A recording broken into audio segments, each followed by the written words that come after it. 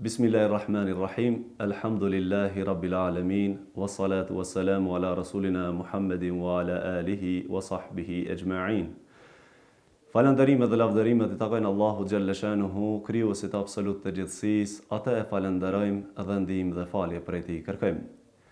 Selamet dhe përshëndetjet e zemrave tona ja dërgojmë zotriu ton Muhammedit alayhis salam, familjes së tij të ndershme, shokëve të tij besnik, edhe të gjithë atyre besimtarëve të cilët e përcjellin rrugën e pejgamberit alayhis salam deri në ditën e gjykimit.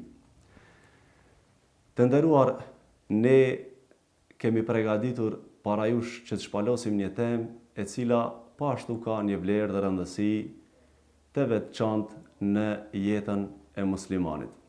E ajo është modestia. Modestia është një cilësi e njerëzve të formuar.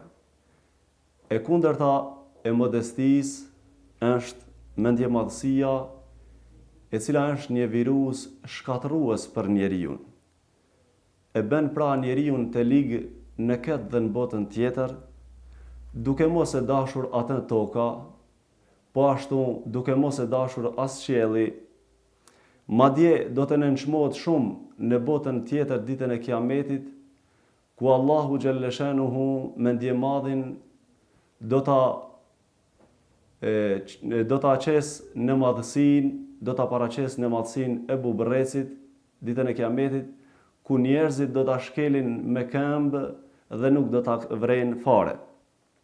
Kjo ndodh nga se mendjemadhi në këtë botë e ka konsideruar veten e tij shumë të madh, ka menduar se është dikushi, a në realitet ai është askushi.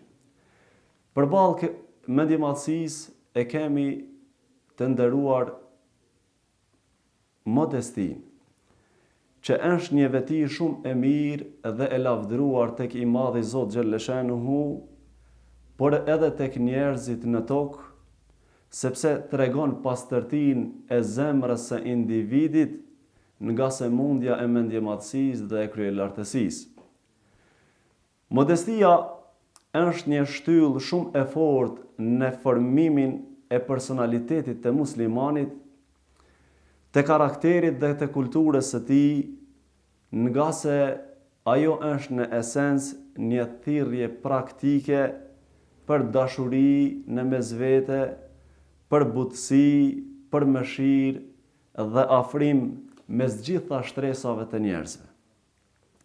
Ajo është rrugë për t'i çliruar zemrat nga zilia, nga urrëtia dhe keqdashja e të tjerëve, vese nga të cilat këto pra vunë shoqëria mbar. Modestia është butësi, është thjeshtësi, është pranim I së vërtetës nga do dhe kushdo që na vjen. Modestia qëndron karshi mendjemadhësisë tam, ku personi e ndjen veten më të lartë se të gjithë të tjerët dhe mendon se vetëm ai e ka mirë dhe të tjerët e kanë keq dhe gabim. Pejgamberi ynë I dashur alayhis salam është shëmbëltyra jonë dhe prijatari në modesti. Meqense se kjo veti ka bazë dhe qenka e shëndosh për njeriu e ngritur dhe të formuar, për të edukuar dhe për të dashur Zoti dhe njerëzit, atëherë pa tjetër këtë veti e gjejmë prezente tek Muhamedi alayhis salatu wassalam.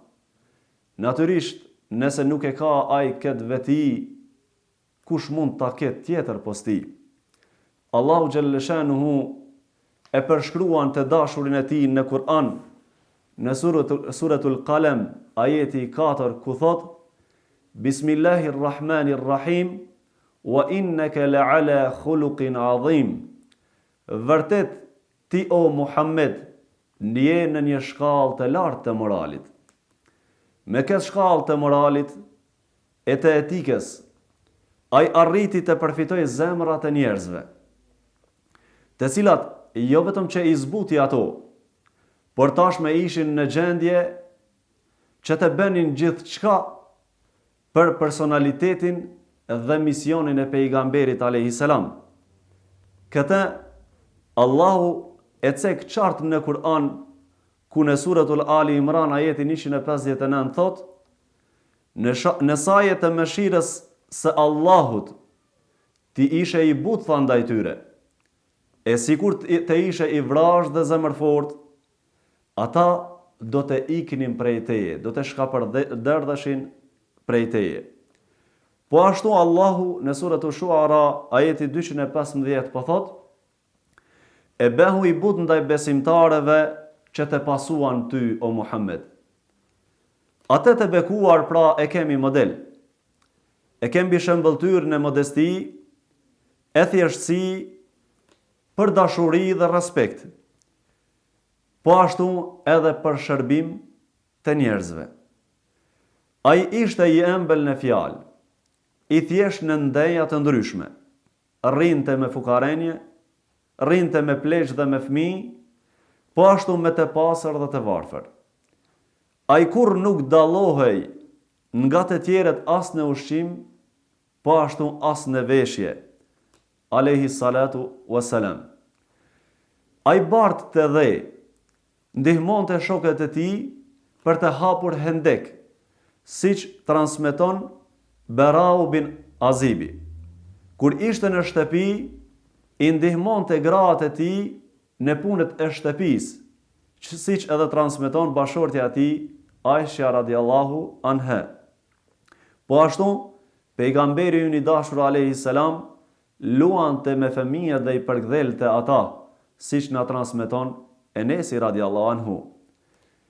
Nuk kishte njeri që mund të ankoj për sjelljen dhe karakterin e tij, fal modestisë dhe thjeshtësisë e tij, fal butësisë pra që i kishte dhuruar Zoti fuqiplot.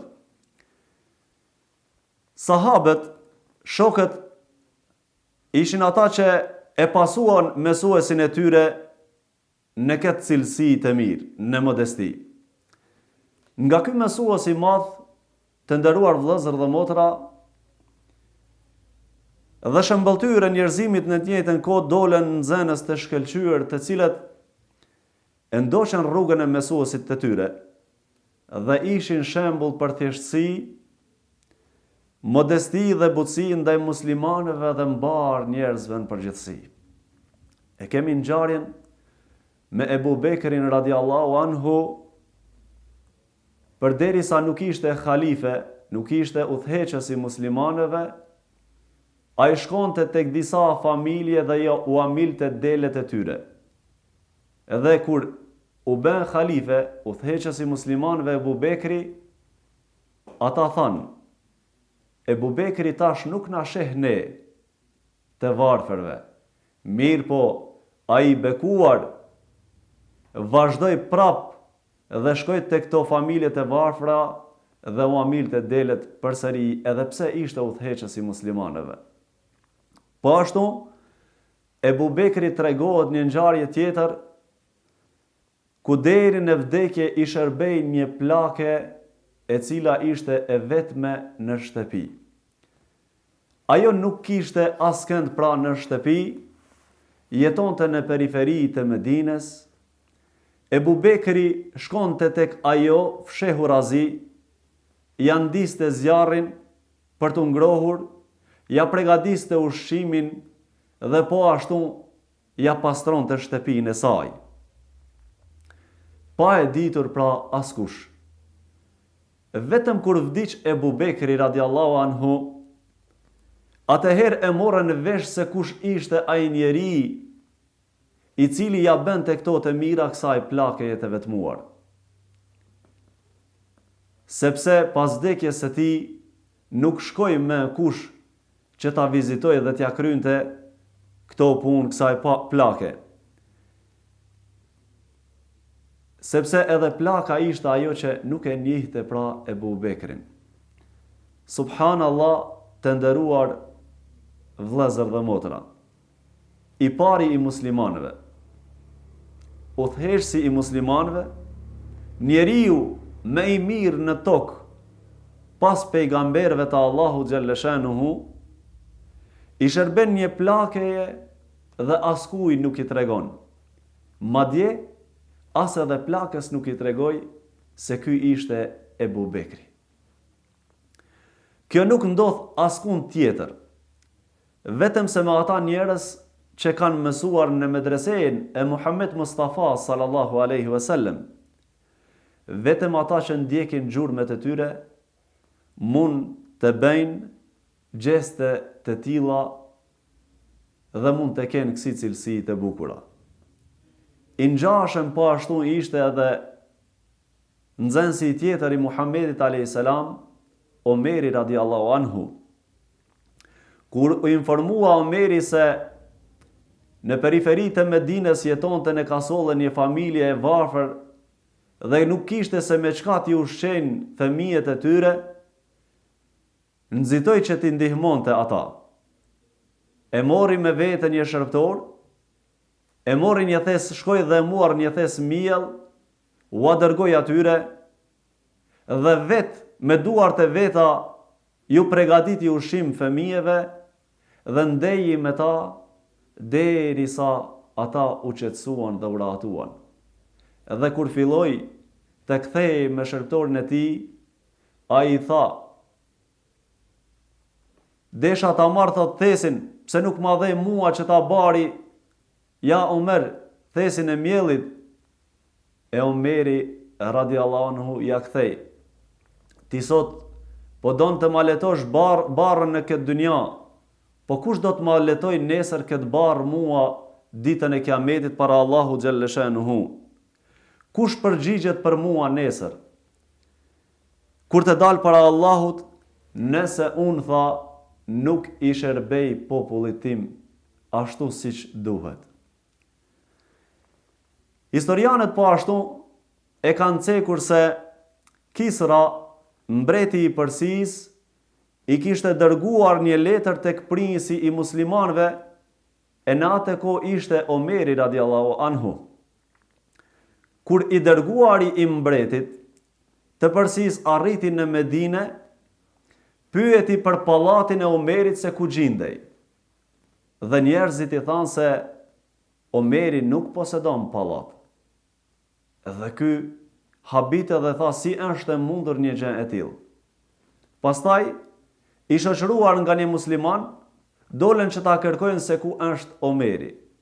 Dhe në periferitë e Medinës ishte shtrir, ishte duke fjetur në një hije të një pemeje, dhe ky shoqëruesi i tij, pra muslimani, i thot se ja, thot, ky është Omeri që po e kërkon. Ky i dërguari i mbretit edhe ma shumë çuditet kur e pa kështu Omerin dhe thot: "Një njeriut të cilit i është nënshtruar mbretëria bizantine dhe ajo persiane dhe bjerë të flej pa asnjë roje, mendohet me vete dhe i drejtohet Omerit dhe këtu e thot një fjalë shumë të famshme, ku i thot: ke gjykuar drejt, andaj edhe po flen i qetë, o Omer." Po ashtu, Omerit tjetër, Omer ibn Abdulazizit, i vjen në shtëpinë e tij një musafir dhe duke biseduar, llamba fiket. Dhe zgjohet Omeri dhe e dhes prap llambën, dhe ky musafiri i vjen keq se pse u zgjua udhëheqësi i muslimanëve dhe tha: "Të më kishe urdhëruar, do t'isha zgjuar unë për ta dhezur, o Omer." Dhe Omeri me butësi dhe thjeshtësi i drejtohet musafirit dhe po i thot: "Kur u zgjova për ta dhezur llambën, isha Omeri. Po ashtu edhe tash një ulur, jam Omeri. Nuk me gjeti asgjë. Nuk bëra tjetër, vetëm se e kreva tha një punë të vogël."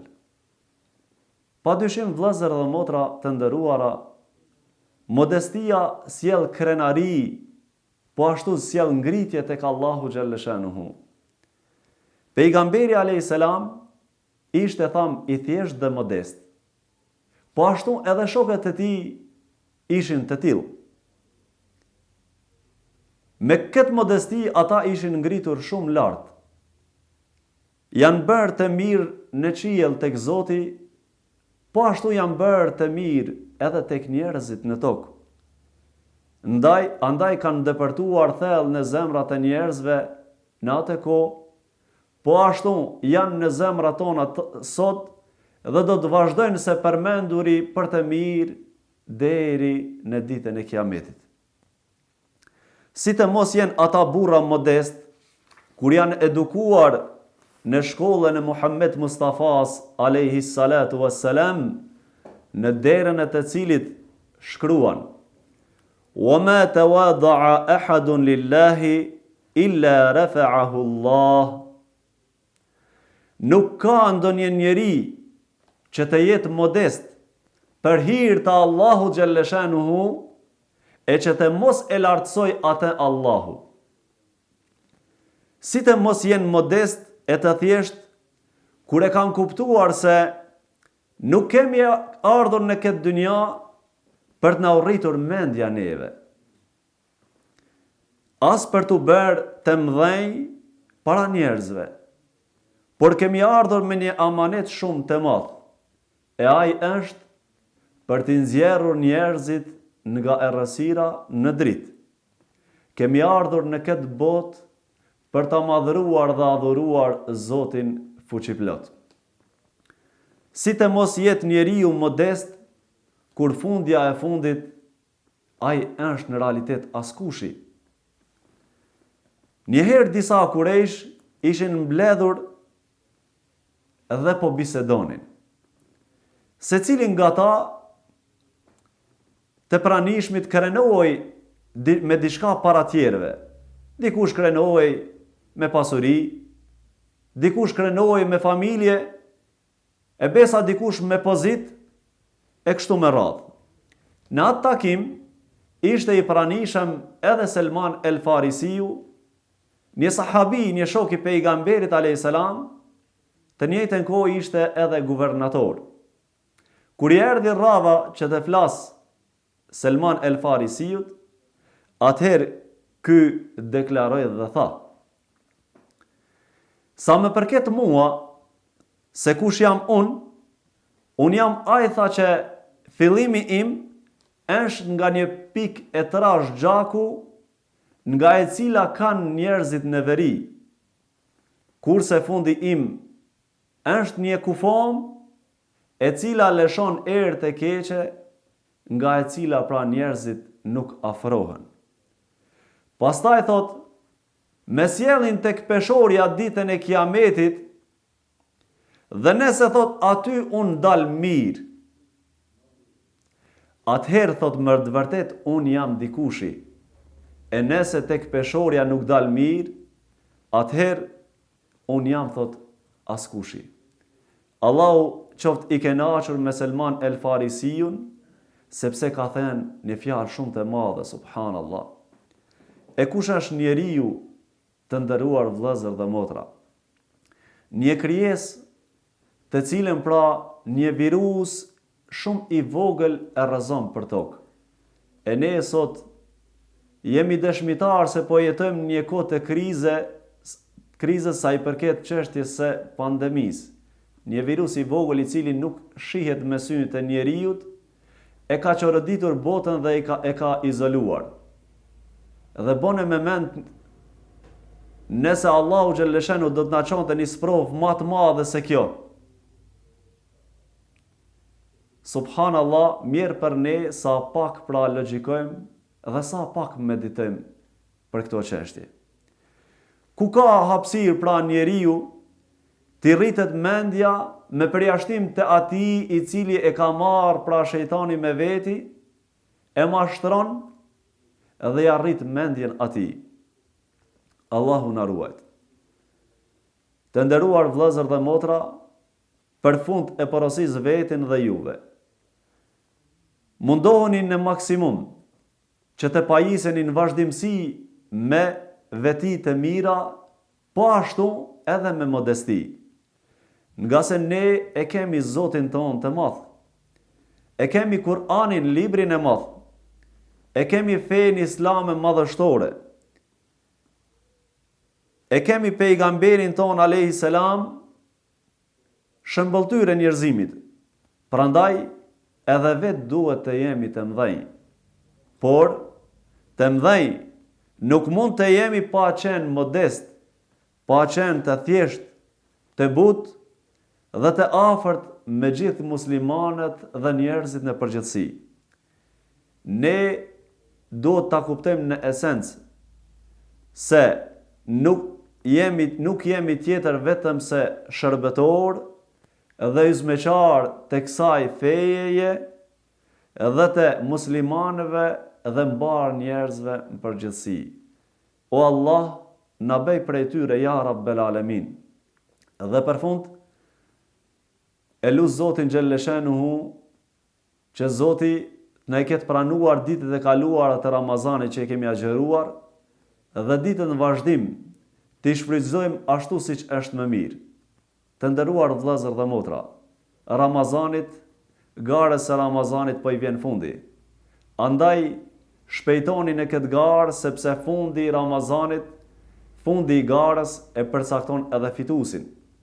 Andaj garoni në punë të mira, me çka të keni mundësi dhe sa të keni mundësi ditën, natën, me ibadete, lutje dhe me gjitha ato me të cilat na ka porositur Zoti jon i dashur dhe pejgamberi ynë Muhamedi alayhis salam.